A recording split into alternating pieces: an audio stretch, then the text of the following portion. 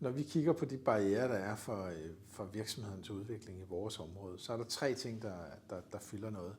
Det ene det er den grønne omstilling. Det andet det er sådan innovation og digitalisering. Og det sidste det er mangel på kompetencer. Det er det, som virksomhederne har peget på som værende en af de allerstørste forhindringer for, at de kan vokse i vores område. Og det er nogle særlige kompetencer, man leder efter. Der er noget inden for det faglærte område, elektrikere og smede og den slags. Og så er der på det videregående uddannelsesniveau, der mangler man IT, og man mangler ingeniører. Det er sådan nogle af de ting, som går igen, når vi snakker med virksomheden i vores område. En af udfordringerne ved at rekruttere i Europa, det er, at Europa har kronisk mangel på arbejdskraft, og det er sådan set alle lande, der har den udfordring. Så der skal man være vaks, hvis man skal rekruttere i Europa. Men omvendt er det jo også der, hvor der er en fri bevægelighed af arbejdskraften, så på den måde gør det jo nemmere. Så jeg tror, at nogle af de ting, vi har set fungere, har jo været, hvis man laver en koncentreret indsats som en region eller et område, hvor man siger, her satser vi på at markedsføre vores region eller vores kommune, eller hvad det nu er, man kæmper med, over for det her område, så man får lidt større impact med den indsats, man laver. Det er en vej.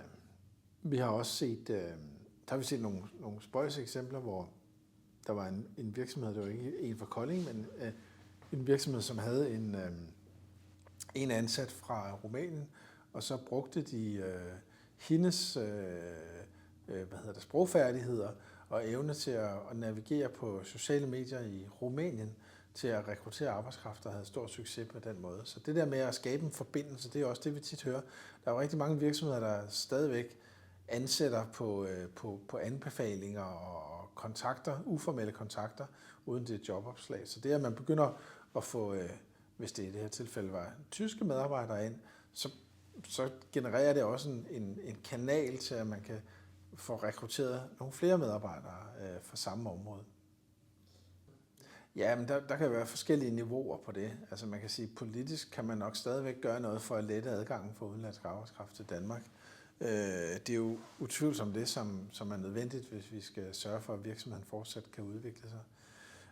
Så det er noget med at lette adgangskravene for at kunne arbejde i Danmark. Ikke gøre det så utroligt besværligt, som det er for nogle udenlandske medarbejdere at komme hertil. Så der er noget regulatorisk, noget lovgivningsmæssigt, som man med fordel kunne kigge videre på.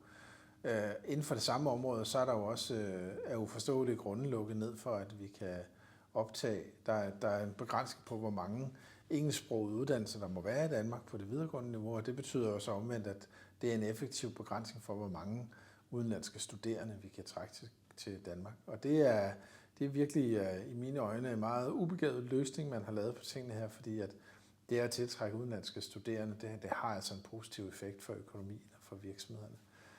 Så det er sådan på det regulatoriske. Ellers så kan der jo ligge noget på markedsføring af regionen, som man godt kunne gøre noget mere med. Jeg tror også, at det ville være en fordel, hvis der var et mere fokus på at samle virksomhederne i nogle fremstød i forhold til nogle bestemte regioner, hvor man vurderer, at der er gode muligheder for at rekruttere arbejdskraft. Altså lave noget samlet, så hver enkelt virksomhed ikke på egen hånd skal finde frem til lige præcis det område i Nordtyskland, eller hvor det er henne, de tror på, at de kan rekruttere. Det er jeg spændt på. Altså jeg tænker, at der kunne potentielt godt være et positivt udfald og nogle positive effekter af at lave sådan et netværk. Så jeg er spændt på, hvad det kan blive til, og håber, at man kan få et netværk, hvor der er tilstrækkeligt med virksomheder, der er med til, at der er den kritiske masse, der skal til. Det er så vigtigt, at man får matchet virksomheder inden for bestemte brancher, i hvert fald virksomheder, som har nogle af de samme behov arbejdsmæssigt. Det vil jo komme an på en prøve, om der er en efterspørgsel efter det, men der er jo nogle ting i Kolding, som vi er særligt gode til. Altså, vi har rigtig meget viden om 3D-print, for eksempel, i forhold til industrien. Og så har vi jo nogle styrkepositionsområder inden for logistik og agrohandel, og så også inden for den rustfri stålindustri. Og så er der jo meget i vores region, i hvert fald i trekantområdet, der er jo rigtig meget omkring grøn energi. Og der tror jeg, at vi har nogle virksomheder, som vil kunne hjælpe på det område. jeg synes jo mere ensartede rammebetingelser, man kan lykkes med at lave i Europa, så vi får et reelt indre marked, er klart den vigtigste, men også sværeste og mest langsigtede løsning på at fremme samarbejdet.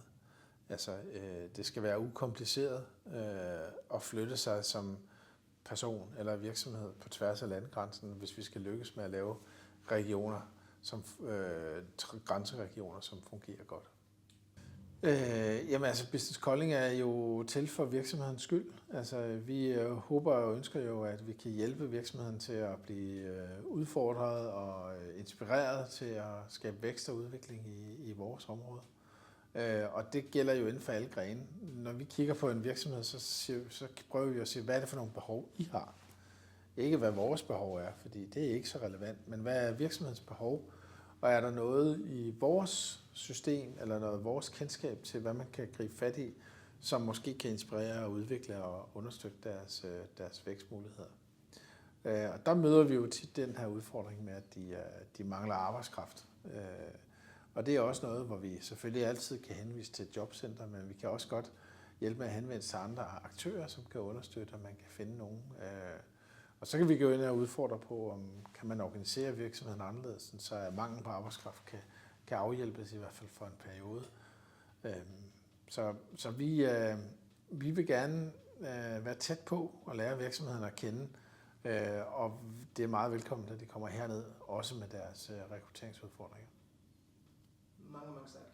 Og nu har jeg taget nok af din tid, vil jeg sige. Det er helt minutter, det er helt perfekt. Godt. Jeg har ikke lige noget at tilføje der. Det er godt. Så jeg slukker bare. Det er helt i orden.